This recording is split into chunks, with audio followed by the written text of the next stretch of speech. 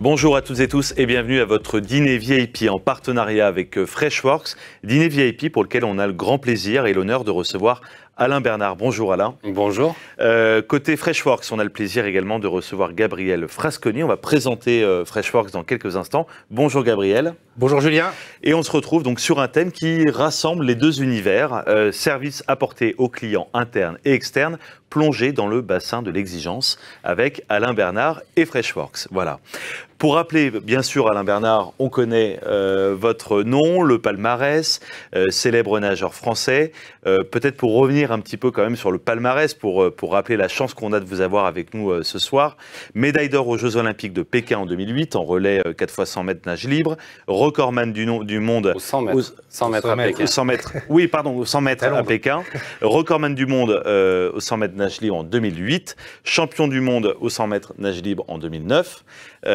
Et puis également champion d'Europe sur 100 mètres nage libre en 2008 et 2010. C'est bien 2010 ça. Et plusieurs médailles d'or aux championnats d'Europe et aux championnats du monde en relais et en individuel. C'est presque ça. Voilà, c'est presque ça. Alors j'ai dû forcément alléger un petit peu parce que sinon on en avait pour un certain temps. Donc merci infiniment d'être avec nous. Gabriel, je le disais, vous êtes le directeur général de Freshworks France.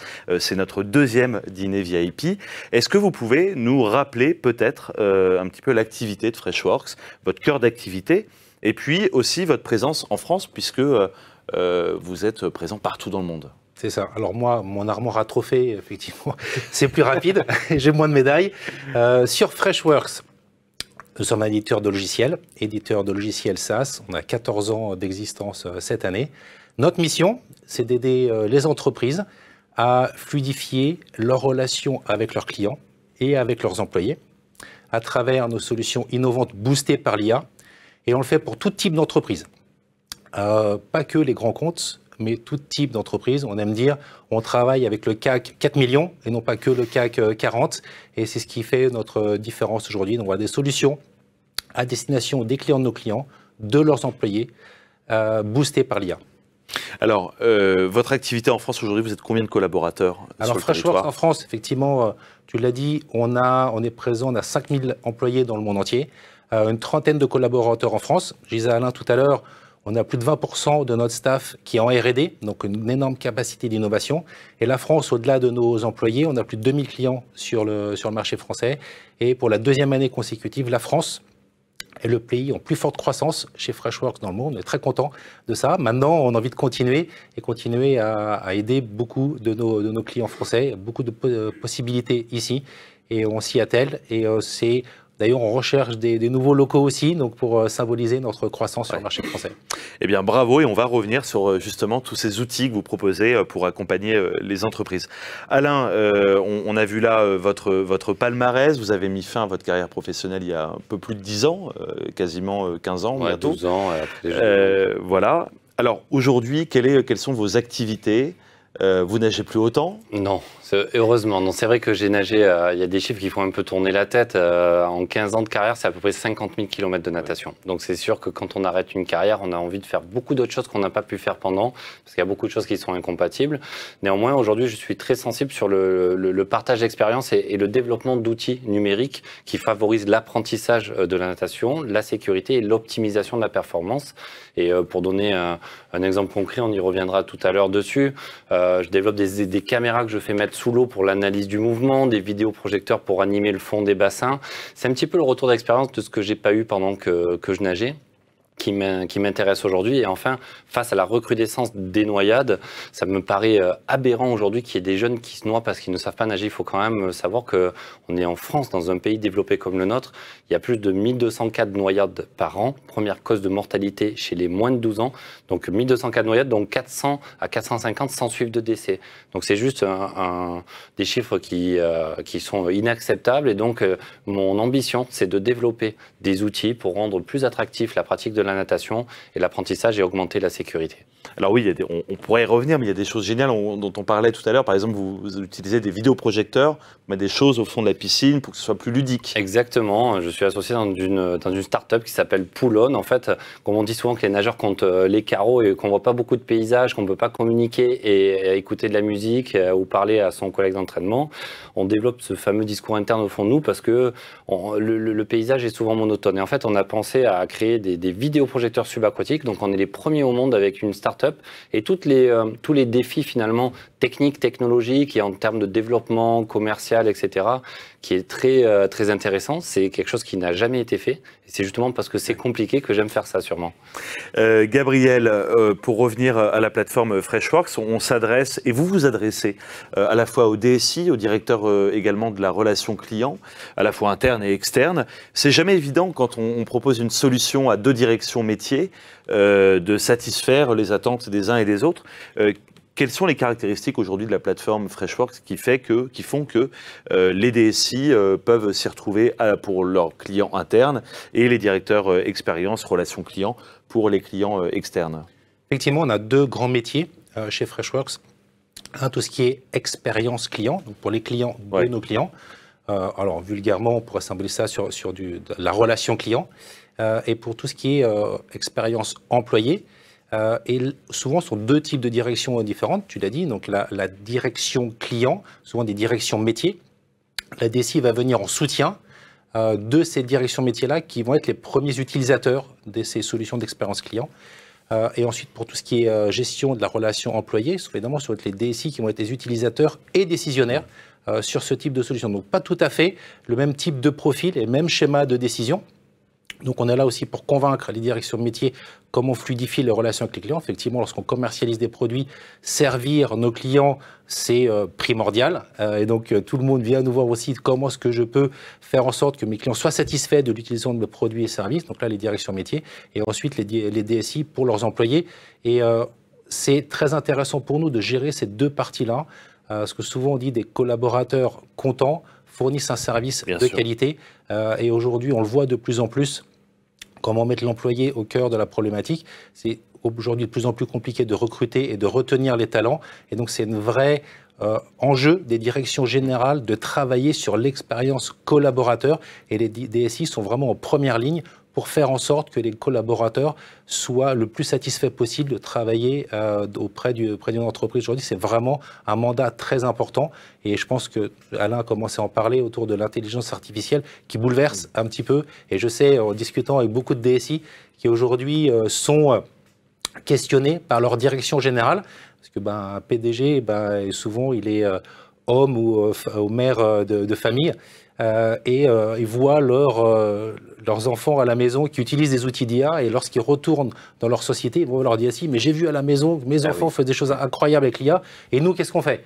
Et souvent, il y a un petit peu cette dichotomie entre mon expérience privée d'un PDG qui vient questionner aujourd'hui les DSI, quelle est notre stratégie autour de l'IA? Et donc, on essaie d'apporter ces réponses et je pense qu'on y viendra derrière. Donc, c'est un enjeu majeur aujourd'hui pour les DSI en tout cas. Alain Bernard, vous disiez, vous êtes proche du monde de l'entreprise aujourd'hui, vous intervenez aussi dans les entreprises. Quelles sont les leçons que vous avez tirées de votre carrière sportive, à la fois les choses positives et puis j'imagine il y a des choses moins positives que vous transmettez aujourd'hui? Alors il y a forcément des échecs et je pense que dans la vie d'entrepreneur ou de chef d'entreprise, dès qu'on va prendre un risque et essayer de s'aventurer un petit peu au contour du cadre, on va forcément se heurter à des choses qui sont pas agréables. Enfin, on s'est entraîné par exemple pendant des mois et des années pour nager vite le jour J d'une compétition, on fait une contre-performance. L'enseignement que l'on va tirer de ça va nous aider à grandir et à faire en sorte que cet échec ne se reproduise pas. Néanmoins, il y aura d'autres échecs. Donc finalement, c'est pour ça qu'on dit que le sport, c'est un peu l'école de la vie. C'est ce qu'on apprend à se remettre en question, on apprend à se fixer des objectifs. Pourquoi est-ce qu'on se lève le matin et de quelle manière on va s'entraîner pour peut-être atteindre cet objectif, sachant que tout ça, c'est au conditionnel, c'est loin d'être une science exacte. Moi, c'est ça qui m'a plu, cet héritage que j'ai pu avoir. je me suis découvert des facettes insoupçonnées de moi-même sur cette capacité de résilience, sur parfois cette obstination à ne jamais rien lâcher, tout travailler dans le moindre détail pour essayer de mettre les chances de mon côté pour faire en sorte d'atteindre ces objectifs. Et encore une fois, le parallèle que l'on peut faire, c'est ces valeurs, ce sentiment d'appartenance en disant pourquoi je me lève le matin, pourquoi je fais ça et pourquoi je le fais de cette manière-là. Et quand on voit que la satisfaction client, c'est l'un des enjeux d'une entreprise comme Freshworks, en fait, moi, j'ai eu la chance de faire vivre beaucoup d'émotions, de vivre beaucoup d'émotions dans mon sport et j'en suis encore aujourd'hui pleinement conscient. Donc c'est juste extraordinaire, on a juste envie que ça dure toute la vie. Seulement, voilà, sportif de haut niveau, on ne peut pas le faire jusqu'à 60 ans. Le corps nous dit stop avant, mais il y a d'autres moyens de le faire et de trouver son épanouissement dans l'entrepreneuriat.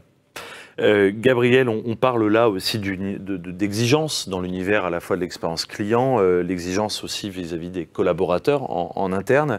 Est-ce que vous pouvez rappeler à quel moment la plateforme Freshworks va permettre justement de maintenir cette exigence parce que je crois que la R&D fait aussi une part très importante dans vos capacités de développement.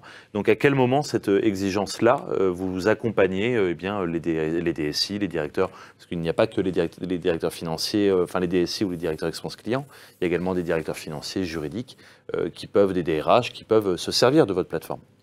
Alors, effectivement, tu as parlé d'innovation sur notre solution. Il y a 1 an et demi, personne ne connaissait l'IA, ou du moins quelques experts. Ouais. Ce n'était pas B2C. Du jour au lendemain, je crois que ChatGPT a eu 2 millions de clients en 1 heure, enfin, je ne sais plus quels étaient les stats, enfin, c'était incroyable par rapport à tout ce qu'on a vu. Donc d'un coup, le monde a basculé. Et lorsqu'on a une capacité d'innovation comme la nôtre, avec plus de 1000 ingénieurs R&D, tout de suite, on a pu transitionner et mettre l'innovation au service de nos clients. Et c'est ça un petit peu les enjeux aujourd'hui, c'est comment est-ce qu'on aide les entreprises à s'adapter aux bouleversements technologiques qui ont lieu finalement quasiment du jour au lendemain, en 24 heures. Ce que peut faire Alain aujourd'hui dans une piscine, je pense qu'il aurait aimé le voir il y a une quinzaine d'années. Déjà, il a battu des records du monde, mais peut-être qu'aujourd'hui, il serait imbattable, ces records du monde. Mais tout ça, on a la capacité avec un smartphone et une IA de transformer la façon dont les collaborateurs travaillent. Mais ça nécessite aussi une grande capacité d'innovation. Alors, on parle d'un smartphone, mais aussi des outils technologiques qu'Alain parraine, il travaille avec des startups, il vient d'expliquer. Et donc, cette capacité-là de la rendre disponible et quelque part, je vous ai presque beau de la vulgariser. Il faut la rendre lisible, si je peux me permettre aussi, parce que souvent, ce qui est très complexe, il faut que ce soit lisible aussi pour l'utilisateur final. Et c'est ça l'enjeu. Et on s'y attelle, justement, c'est ça, c'est cette côté vulgarisation, c'est comment rendre les choses complexes, les plus simples possibles, à la portée. Alors, je dirais presque du premier venu. Je vais prendre un exemple d'un client qui, d'ailleurs, le dit très bien, c'est Culligan, spécialiste de traitement et de la distribution d'eau. Ils ont mis en œuvre Freshworks en 3 jours, et on l'a fait tout seul. On a beaucoup de solutions concurrentes, on a besoin de mois, des fois d'années, avec des intégrateurs pour mettre en œuvre les solutions. Aujourd'hui, on ne peut plus se permettre ça. Alors, on ne peut pas se permettre d'avoir 1 an de mise en œuvre de ces solutions dans une piscine. Enfin, on va dire non, il faut que ce soit à la portée du premier venu, qui en 2 clics arrive à trouver toute la quintessence de ce. Et c'est vraiment, on s'attelle à ça, c'est l'innovation à la portée rapidement du DSI lorsqu'il aura son PDG, qu'il viendra le voir, dit c'est quoi ta stratégie sur l'IA, qui va dire tiens, demain matin on est capable d'avoir quelque chose sur ton bureau. Et c'est ça le monde dans lequel j'en ai du logiciel, c'est d'innover très fortement, mais d'innover pour que les choses soient les plus simples possibles pour nos clients. Et je vais prendre j'écoutais récemment une émission d'Alain, je crois que c'était à la veille de ton départ de la finale des championnats d'Europe en 2010. Où malgré des années d'entraînement, 50 000 km, alors peut-être qu'à l'époque c'était que 40 000 km d'entraînement, mais les choses, il les a répétées des dizaines de milliers de fois, mais au moment de s'élancer, des doutes, je vais y arriver, je ne vais pas y arriver, est-ce que je vais finir ma carrière là-dessus? Donc voilà, c'est la vie d'une entreprise aussi, on se pose tout un tas de questions. Et là, je crois que c'est ton entraîneur qui l'a dit, ça va être simple, tu plonges, tu nages, tu gagnes. Et je crois que ça avait fait tilt et tu avais gagné d'ailleurs pour 200e, et c'est ce qu'on essaye de faire en fait, ce qu'on dit au client, ok, tu plonges, tu implémentes et ça fonctionne. C'est aussi, finalement, c'est le monde du logiciel. Ce qu'on essaye de faire, pour répondre à tes questions, c'est ce qu'on essaye de faire, c'est ça. C'est presque comme Alain au moment de son départ, tu plonges, tu implémentes et ça fonctionne. Et ça, de le faire très rapidement. Alors, dans l'univers de la natation et du sport, de façon générale, cette exigence, elle est partagée par un staff, parce que même si on est tout seul dans le bassin pendant la compétition, il y a tout un staff derrière, au-delà du coach aussi, qui accompagne tout au long de l'année. Quelle est l'importance, justement, de cette exigence de chaque personne ? C'est un paradigme, c'est vrai que c'est un sport individuel, la natation, mais à la fois très, très collectif. En fait, on ne peut pas s'entraîner au quotidien tout seul et enchaîner des longueurs, tout ça. Il faut qu'il y ait notre entraîneur qui joue un petit peu le rôle du chef d'orchestre. C'est lui qui va coordonner le travail des kinésithérapeutes, du préparateur physique, de l'ostéo, qui va superviser les déplacements, la planification de l'entraînement, et tout ça pour un groupe. En fait, un entraîneur en natation n'est pas un entraîneur d'un athlète ou d'un nageur ou d'une nageuse en particulier, mais d'un groupe. Et lui doit faire en sorte que chacun de ces athlètes de son groupe progresse à la fin de l'année. Et c'est loin d'être, c'est pas du tout péjoratif, mais une fille d'un mètre 60 ou d'un mètre 65 et de 50 kilos, ou un garçon de 2 mètres et de 100 kilos, il doit faire en sorte que chacun s'épanouisse, trouve cette alchimie dans le groupe et à la fois progresse. Donc ça, c'est le côté individuel et collectif de la natation, d'un sport comme la natation. L'autre versant sur le côté collectif, ce sont les relais. On est adversaires toute l'année, on s'entraîne dans nos clubs respectifs, donc c'est vraiment la guerre entre nous. Et le temps d'un aller-retour dans un bassin, on nous dit, bon ben maintenant, les gars, vous êtes les meilleurs amis du monde, vous allez mettre un bonnet d'équipe de France sur la tête et ça va bien se passer. Sur le papier, ça peut faire rêver, mais en vrai, c'est un petit peu plus compliqué à transformer parce qu'on a nos propres égos, et je m'inclus dedans, nos caractères assez forts, assez trempés. Il faut être capable de trouver cette alchimie. Qu'est-ce qui va nous permettre de nous sublimer le jour J, de construire et d'atteindre cet objectif? Eh bien, encore une fois, on se raccroche au socle des valeurs et à cette ambition commune qui fait que c'est l'intérêt global de l'équipe qui va prendre le pas plutôt que notre intérêt individuel. Et ça, c'est un travail, j'imagine, de longue haleine. C'est un travail de longue haleine et qui se transmet avec le temps, parce que c'est 4 nageurs sur un relais 4 fois 100 mètres. L'année d'après, il peut y en rester que 3, ou il peut y en avoir de nouveau avec des remplaçants. Et il y a une remise en question permanente année après année. On ne peut pas être membre d'un relais pendant 10 ans. On ne signe pas pour 10 ans. On signe pour une compétition, une année, une saison. Et ensuite, tout est remis à plat. Alors, Gabriel, on a commencé à parler beaucoup d'IA. Comment elle se concrétise aujourd'hui dans la plateforme Freshworks ? Alors déjà, elle est disponible pour tous nos clients, donc c'est quelque chose qui n'est pas que des vieux pieux et des jolis slides. C'est disponible à l'utilisation et à l'achat pour tous nos clients et nos prospects. On a une énorme. Alors, je parlais de cette capacité d'innovation avec nos ingénieurs, donc il y avait une roadmap extrêmement ambitieuse.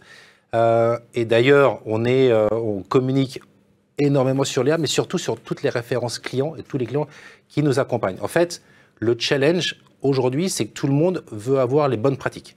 Il y a eu beaucoup de questions, d'interrogations légitimes aussi sur le devenir des emplois des uns et des autres.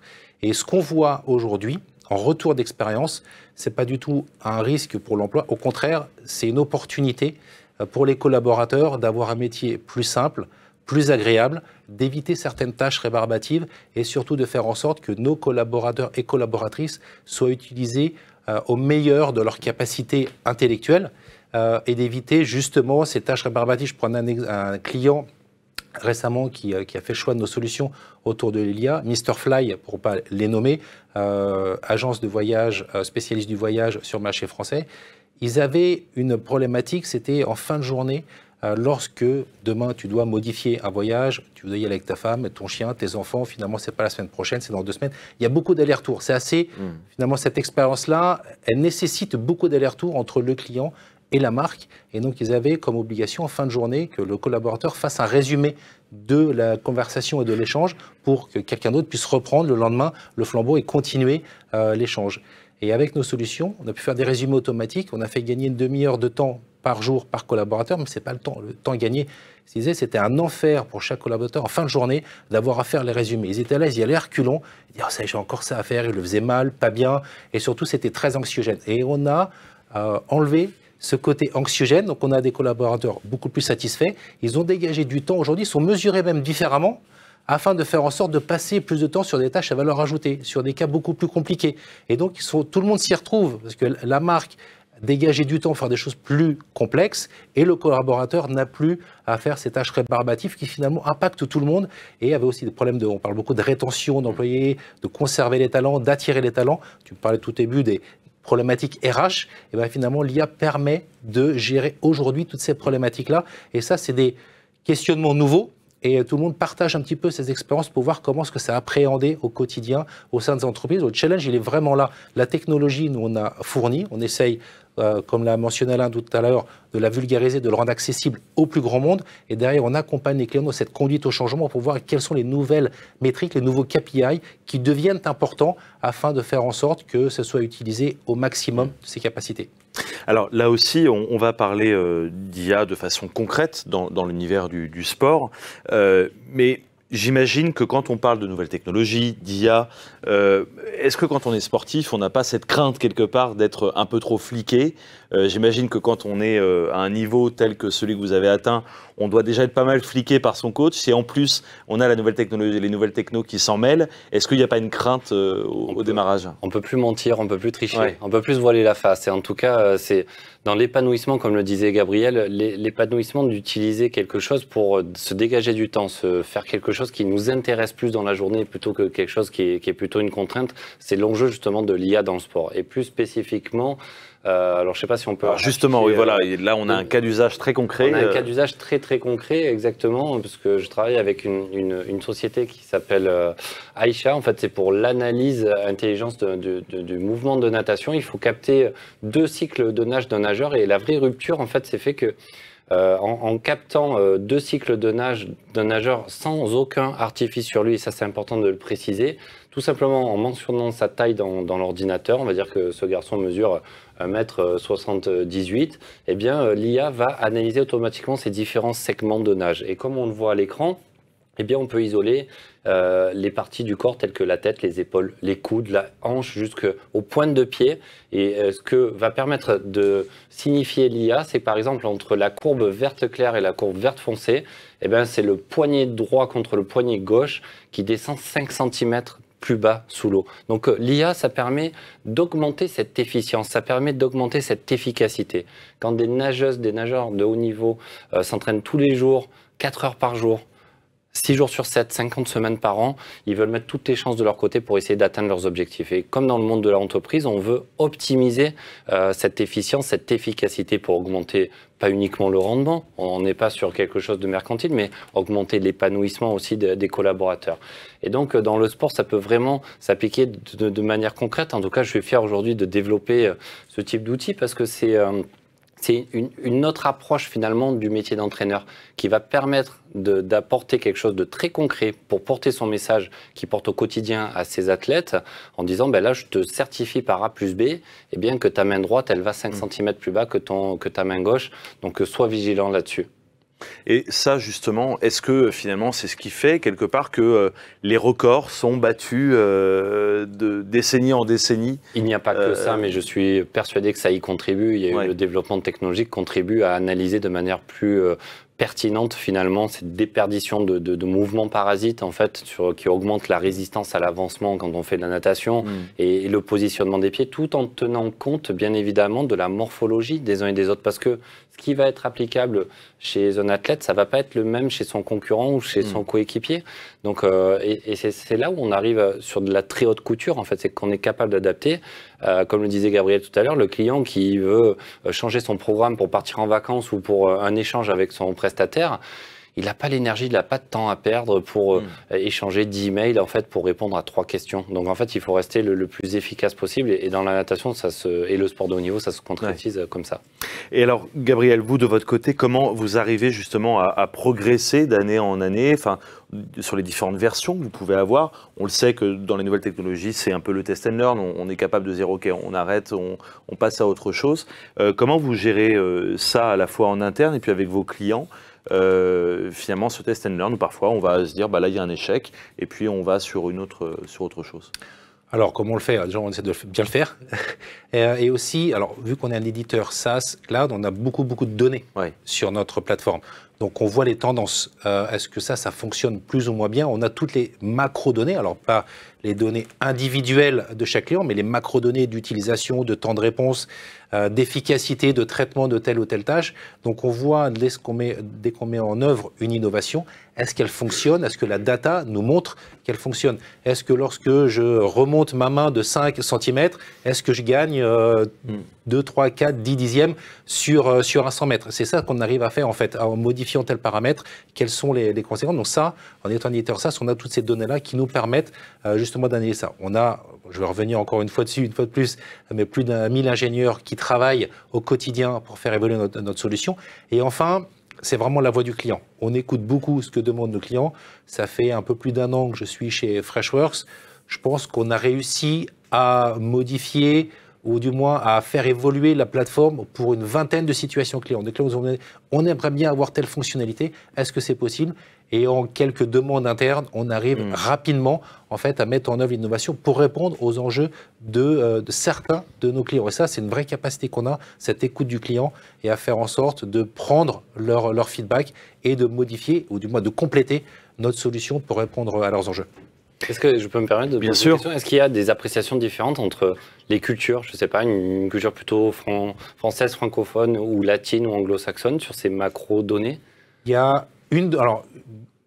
Alors des fois, j'ai plutôt tendance à dire que non. J'aime même dire que tout le monde est à peu près équivalent, se comporte de la même façon. En termes d'exigence ou en termes de besoin? Mais alors, j'ai un contre-exemple sur mon propos, sur tout ce qui est dans la relation client, les dialogues avec des bots. On a à peu près, alors bon, on est coté en bourse, je ne veux pas donner les chiffres, mais une très très grande majorité de nos consommations de bots. Donc c'est lorsque un client a une demande, je veux modifier mon voyage, je prends l'exemple du voyage, donc on dialogue avec un bot. En Asie, c'est tout le temps. En Europe, c'est très peu. Et ça, c'est pas juste, il y a 5 points d'écart. Il y a 60, 70 points d'écart entre ce comportement qui vient d'Asie et les comportements européens. Et en Europe, on est encore, par exemple, sur des canaux de contact très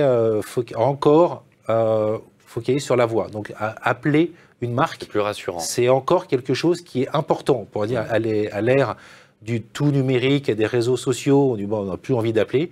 Alors, ça dépend aussi des catégories d'âge. Mais enfin, on est encore sur des taux d'utilisation de la voix de plus de 40%. En Asie, c'est single digit, enfin, c'est moins de 10%, par exemple. Et ça, c'est vraiment des différences. Pour le coup, est-ce que c'est culturel? Je ne sais pas, en tout cas comportemental, qu'on voit qui sont assez majeurs, en tout cas sur 2 régions qui sont assez importantes. Justement, Alain, sur cette peur quelque part de l'échec, ces doutes qu'on peut avoir, j'imagine qu'avec autant d'années en tant que sportif de haut niveau, il y a des moments où on peut se décourager, où le moral va être à la baisse. Comment on arrive à surmonter ces moments-là, parfois des défaites aussi? Comment on arrive à surmonter ces moments-là? Je pense que, comme je l'ai dit tout à l'heure en introduction, il y a forcément des moments moins glorieux que d'autres. C'est la grande majorité, en fait. Il faut savoir que pour l'expression d'une carrière, voire d'une saison sportive, allez, on va dire sur une saison, ça va se jouer en moins de 50 secondes. C'est des heures et des heures d'entraînement. C'est du 2 janvier au 30 décembre avec quelques coupures dans l'année. Donc c'est tout le temps qu'il fasse beau, froid, chaud, nuit, qu'il pleuve, etc., qu'on s'entraîne dehors. Finalement, il y a des choses où il y a des déceptions qui arrivent. Et comment est-ce qu'on y surmonte? Je prends toujours l'exemple en disant il faut avoir des objectifs à court, moyen et long terme. Quel est mon objectif cette saison? C'est de faire ça. Mais où est-ce que je rêve d'aller dans 4 ans? Dans 4 ans, je rêve de participer aux Jeux Olympiques de Los Angeles. Qu'est-ce que je dois faire pour être performant dans 2 ans et dans 1 an? Et qu'est-ce que je dois m'appliquer au quotidien comme rigueur et peu importe les aléas que l'on peut avoir, être relativement centré et égoïste sur cette quête de performance. C'est comme ça que l'on arrive à se raccrocher, parce que si à la moindre déception, on a mis tapis sur cet objectif-là et que l'on n'atteint pas cet objectif, en effet, s'il n'y a pas de plan B et de sortie de secours, là, on peut se trouver complètement désarmé et désuni. Bien sûr. Gabriel, comment vous voyez le futur de l'IA, de la place de l'IA dans l'entreprise, dans des solutions comme la vôtre, comme peut proposer Freshworks? À votre avis, quelle sera la place de l'IA? La place de l'IA sera centrale. Il n'y a même pas de débat, en fait. je pense, à avoir autour de ça. C'est après, c'est comment est-ce qu'on, alors j'utilise le mot, monétise l'IA. Comment est-ce qu'on voit l'IA était performante pour mon entreprise ou pas? Est-ce que mes collaborateurs sont plus satisfaits ou pas? Comment est-ce que je change la façon de manager aussi? Parce que du coup, je vais avoir des outils différents, des comportements différents, des façons de communiquer avec mes clients qui seront différentes. C'est plutôt comment est-ce que je vais adapter au changement. L'IA est là, elle est là. Enfin, c'est plus qu'une lame de fond aujourd'hui, c'est une révolution technologique. C'est plus disruptif encore qu'un smartphone. Donc c'est vraiment cette conduite au changement qui va être clé, et les réponses apportées par les entreprises vont être très différentes. Certaines vont avoir peut-être une approche plus mercantile, pour reprendre le terme qu'a utilisé Alain tout à l'heure. Il dit je veux être plus efficace et augmenter mon rendement. Soit, j'ai discuté avec des clients il y a quelques semaines. Ils disent, nous, c'est pas du tout notre approche. Au contraire, si vous commencez à parler d'efficacité, de productivité, ce sont des gros mots chez nous. Par contre, si vous parlez d'expérience employée, de satisfaction collaborateur, c'est ce qu'on veut entendre. Donc là, on voit des extrêmes. Et la vérité sera entre ces deux extrêmes-là, en fonction des cas particuliers les uns des autres. On a des industries aujourd'hui qui sont hautement challengées. Je pense au retail, qui est dans une vague de transformation assez importante. Des bouleversements qui arrivent un petit peu dans tous les sens côté retail. Comment est-ce qu'ils vont le faire? Peut-être que la partie efficacité, productivité, peut être un élément plus important pour eux. A contrario, je gère aussi pas mal de clients en Allemagne, où le secteur industriel est très important. Ils sont en pleine transformation digitale, et eux, ce qu'ils veulent vraiment entendre, c'est comment est-ce qu'on arrive à aborder ce virage du digital. On avait des façons ancestrales de produire nos équipements, nos boulons, nos tournevis, que sais-je. Aujourd'hui, on a un bouleversement qui arrive, on a une croissance très forte. Comment est-ce que vous nous aidez finalement à répondre à ces enjeux-là? Ce n'est pas du tout les mêmes types de problématiques qui sont exposées. Donc c'est vraiment... Il n'y a pas une réponse sur tout. La seule réponse, c'est qu'elle est là, elle est majeure, et tout le monde va y aller, et va y aller très fortement. C'est comment est-ce qu'on va s'adapter et mesurer, le juste milieu, et surtout comment est-ce qu'on va mesurer différemment notre façon de travailler. Là sont les vrais enjeux. Ouais. Je pense qu'il y a un enjeu de formation, d'accompagnement aussi. En effet, même si on développe des outils numériques dans la performance, ça ne va pas remplacer le fait qu'il faille faire beaucoup de longueur tout le temps, tous les jours. Et ça, c'est très important de le souligner aussi de ce côté-là, cet accompagnement sur cette formation, de prise de conscience qu'il y a un nouvel outil. Ça ne va pas simplifier la vie, enfin ça peut simplifier la vie dans les termes de tâches, mais ça ne va pas alléger de moitié ou trois quarts le temps de travail. Mais est-ce que vous pensez justement que peut-être demain, le sportif, on le voit souvent, c'est le coach ou c'est le club qui amène quand même ces technologies. Est-ce que demain, le sportif, si on prend la génération là, qui est en train qui a 12 ans, 15 ans aujourd'hui, qui demain sera au moins les sportifs de haut niveau, est-ce que eux demain viendront au club en disant bah voilà, moi j'ai regardé mes stats, je connais mes chiffres. Comment vous voyez enfin, moi j'espère qu'on n'en arrivera pas là, parce que l'échange humain c'est quelque chose qui est... L'histoire de chacun contribue aussi au développement de cette société-là. Et c'est bien d'avoir ces outils. Et moi, je prône pour ce développement d'outils. Mais il faut aussi qu'il y ait cette appréciation humaine. Et c'est là où, justement, quand tout s'est emballé autour de l'IA, où je crois qu'il y a des scientifiques internationaux qui ont dit « Attention, ça va trop vite parce que là, ça risque de s'emballer. » Et qui ont essayé de mettre un cadre là-dessus qui n'est pas encore défini, je crois savoir, à ce jour, au moment où on se parle. Il faut qu'il y ait cet échange humain, cette spontanéité, cette histoire en disant voilà, peut-être moi je suis passé par là, toi ton histoire, ton parcours il est comme ça. De s'appuyer là-dessus, c'est très bien pour fluidifier les échanges, mais il ne faut pas que ça remplace les hommes. Bien sûr. J'ose espérer qu'on n'en arrivera pas là. Gabriel, pour finir, clôturer cette table ronde, les prochaines étapes pour Freshworks sur le territoire français, continue de grandir, j'imagine? Continuer de grandir, une étape très court terme, salon Vivatech la semaine prochaine, sur lequel nous serons sponsor Gold, donc gros investissement de notre part. Aussi beaucoup d'innovations autour de l'IA. Donc on aura un certain nombre de nos exécutives qui viendront parler justement de notre vision en tant que produit d'accompagnement sur le marché. Donc voilà, une actualité très court terme et plein d'autres belles choses à venir. Et en tout cas, de mon côté, a priori, je n'irai pas nager dans la Seine. A priori, c'est pas prévu. Oh, vous pourriez quand même faire un effort pour supporter Paris. Tant qu'il n'y ait pas de caméra. Voilà. Alain, les prochaines étapes, les JO, bien sûr. Les JO, consultant Eurosport pour les épreuves de natation sur le bassin de Paris, la Défense Arena. Et deuxième passe après avec les Jeux paralympiques, parce qu'il y a la fête des Jeux Olympiques et aussi la fête des Jeux paralympiques. Et l'année prochaine, encore plein d'autres défis. Voilà, vous plongez dans la Seine ou pas Oui, je sais pas. Bon, on va finir comme ça. Merci beaucoup de nous avoir suivis. Merci à vous, messieurs, d'avoir répondu à nos questions pour ce dîner VIP sponsorisé par Freshworks sur le thème service apporté aux clients internes et externes, plongés dans le bassin de l'exigence avec Alain, Bernard et Freshworks. Merci de nous avoir suivis et à bientôt. Au revoir. Au revoir.